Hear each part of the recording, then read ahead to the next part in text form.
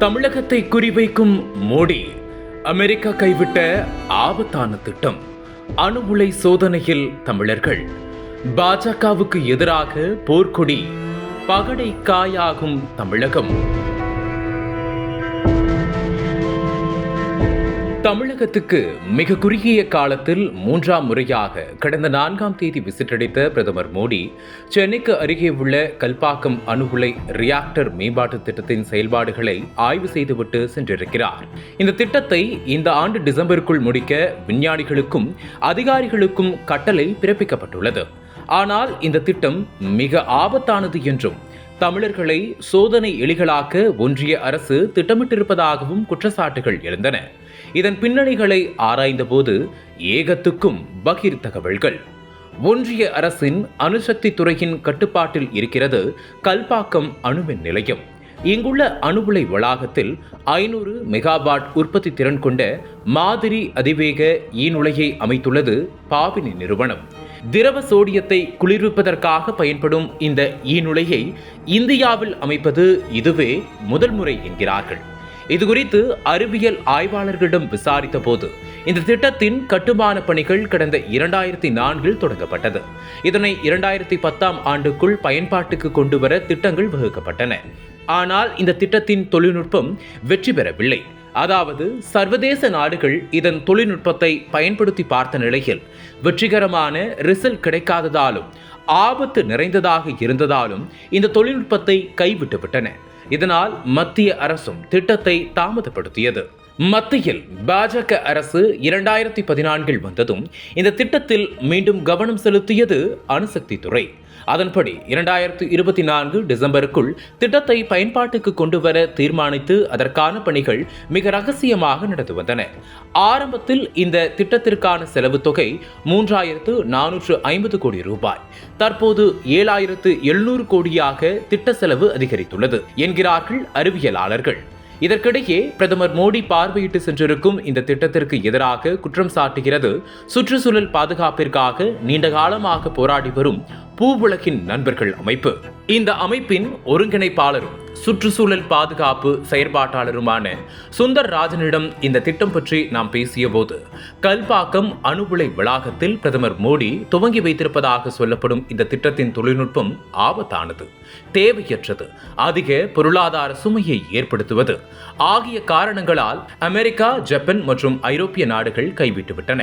குறிப்பாக இந்த வகை உலைகளில் குளிர்விப்பானாக பயன்படும் திரவ சோடியம் கசிந்ததால் ஜப்பானில் மாஞ்சு ஈநுழையில் பெரும் தீ விபத்து ஏற்பட்டு அந்த அணு உலை மூடப்பட்டதுடன் திட்டத்தையும் கைவிட்டது ஜப்பான்.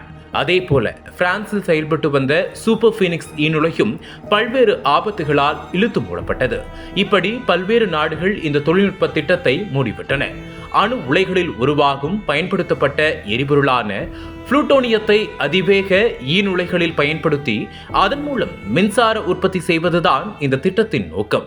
இந்த ஈநுழைகளுக்கு பண்பாட்டு அணுசக்தி முகமையின் கட்டுப்பாடுகள் எதுவும் இல்லை என்பதால் இந்த அணு உலைகளிலிருந்து வெளியாகும் கழிவுகள் அணு ஆயுதங்கள் தயாரிக்க பயன்படுத்தப்படலாம் என அணுசக்தி துறை நிபுணர்கள் ஏற்கனவே சந்தேகம் எழுப்பியுள்ளனர்.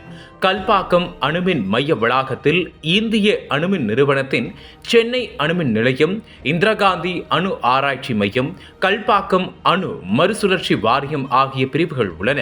தற்போது முன்மாதிரி அதிவேக ஈநுழை திட்டம் தொடங்கப்பட்டுள்ளது. ஏற்கனவே இதே கல்பாக்கத்தில் 400 கோடி ரூபாய் மதிப்பில் அதிவேக ஈநுழை எரிசக்தி மறுசுழற்சி மையத்தை திறந்து வைத்துள்ளார் பிரதமர் மோடி. இப்படி தொடங்கப்படும் நிறைய அணு உலை சம்பந்தப்பட்ட திட்டங்களாலும் அணு உலைகளின் எல்லை பரப்புகளை விரிவாக்கம் செய்யப்பட்டு வருவதாலும் கல்பாக்கத்தை சுற்றியுள்ள 14 கிராமங்களில் மக்கள் கடுமையாக பாதிக்கப்பட்டு வருகின்றனர். கடந்த டிசம்பர் மாதம் ரஷ்யாவுக்கு சென்ற இந்திய வெளியுறவுத்துறை அமைச்சர் ஜெய்சங்கர் தமிழ்நாட்டில் கூடங்குளம் அணுமின் நிலையத்தில் எதிர்காலத்தில் கூடுதல் அணு அலகுகள் அமைப்பது தொடர்பான முக்கியமான சில ஒப்பந்தங்களில் கையெழுத்திட்டிருக்கிறோம் என சொல்லியிருக்கிறார். இந்த நிலையில் கல்பாக்கத்தில் அதிவேக ஈநுழை திட்டத்தை இந்த ஆண்டு டிசம்பருக்குள் முடித்து பயன்பாட்டிற்கு கொண்டுவர தீவிரமாக இயங்குகிறது ஒன்றிய மோடி அரசு. இந்த திட்டம் மனித குலத்துக்கு எதிரானது. இதில் வெளியேறும் கழிவுகள் மிக மோசமானவை. தமிழகத்தின் நலனுக்காக எந்த பங்களிப்பையும் செய்யாத மோடி அரசாங்கம் ஆபத்தானது என கருதி உலக நாடுகள் கைவிட்ட ஒரு தொழில்நுட்பத்தை கல்பாக்கத்தில் துவங்குகிறது. இதன் எதிர்வினைகள் தமிழர்களுக்கு உயிர் ஆபத்தை விளைவிக்கும். இதனை உணர்ந்தும் திட்டத்தை தமிழர்களுக்கு கொண்டு வருகிறார்கள். தமிழர்களை சோதனை எலிகளாக பரிசோதிக்கும் மோடி அரசின் சூழ்ச்சி இது. அதனை முறியடிக்க வேண்டியது அவசியம். பாஜக ஆளும் மாநிலங்களில் இருந்து அணு உலைகளும் அணு கழிவுகளுக்கும் எதிர்ப்பு வந்தால் உடனே திட்டங்களை கைவிடும் பாஜக மோடி அரசு தமிழ்நாட்டில் மட்டும் எந்த எதிர்ப்பு வந்தாலும் கைவிடுவதில்லை. தமிழகத்தை அணு உலைகளின் வேட்டைக்காடாகவும் தமிழர்களை சோதனை எலிகளாகவும் மாற்ற துடிக்கின்றனர் என்று குற்றம் சாட்டுகிறார் சுந்தர்ராஜன். இந்த திட்டத்தின் ஆபத்தை உணர்ந்து இதனை கைவிட பிரதமர் மோடியை முதல்வர் மு.க. ஸ்டாலின் அழுத்தமாக வலியுறுத்த வேண்டும் என்கிற எதிர்பார்ப்பு தமிழக சுற்றுச்சூழல் பாதுகாப்பு செயற்பாட்டாளர்களிடம் எதிரொலித்தபடி இருக்கிறது. 2 நாள் பயணமாக மயிலாடுதுறைக்கு சென்றுவிட்டு 4ஆம் தேதி சென்னை திரும்பினார் முதல்வர் மு.க. ஸ்டாலின். மயிலாடுதுறையில் புதிதாக ரூபாய் 114 கோடியே 48 லட்சம் ரூபாய் மதிப்பீட்டில் கட்டப்பட்டுள்ள மாவட்ட ஆட்சித்தலைவர் அலுவலகத்தை 4ஆம் தேதி காலையில் திறந்து வைத்தார் முதல்வர். மாவட்ட ஆட்சியர் அலுவலகத்துக்கு அடிக்கல் நாட்டப்பட்டு ஒரே வருடத்தில் திறக்கப்பட்டுள்ளது. மாவட்ட ஆட்சியர் அலுவலகம் திறக்கப்பட்டதோடு மயிலாடுதுறை, திருவாரூர், நாகை மாவட்டங்களுக்கான 656 கோடி மதிப்பிலான புதிய திட்டங்களுக்கு அடிக்கல் நாட்டினார். மேலும் 423 கோடி மதிப்பிலான நிறைவுற்ற திட்டப் பணிகளையும் தொடங்கி வைத்துள்ளார் மு.க. ஸ்டாலின். இந்த விழாவில் பேசிய மு.க. ஸ்டாலின், மண் மணமும் நெல் மணமும் வீசுவது டெல்டா மாவட்டங்களின் சிறப்பு. பழமையான திருக்கோவில்களின் மாவட்டமாக மயிலாடுதுறை திகழ்கிறது. தேர்தல் வரவிருப்பதால் அடிக்கடி தமிழ்நாட்டிற்கு வருகிறார் மோடி. தமிழகத்தில் ஏற்பட்ட இயற்கை பேரிடருக்கு ஒரு பைசா கூட மோடி நிதி தரவில்லை என்றவர் என்னென்ன திட்டங்கள் செயல்படுத்தப்பட்டிருக்கிறது என்பதை பட்டியலிட்டார். இந்த விழாவில் அமைச்சர்கள் KN நேரு, ஏவா வேலு, MRK பன்னீர்செல்வம் உள்ளிட்ட பலரும் கலந்து கொண்டனர். நக்கீரன் டிவிக்கு சப்ஸ்கிரைப் செய்யுங்கள். உங்கள் ஆதரவே எங்கள் பலம்.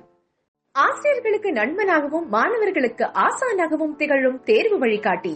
ஒவ்வொரு பாடத்திற்கும் அனுபவமிக்க ஆசிரியர்களின் துல்லியமான தெளிவான விடைகள். CNC இருக்கு, தேர்வு பயம் எதற்கு? இது தீரன் பப்ளிஷிங் ஹவுஸ் விற்பனை வெளியீடு.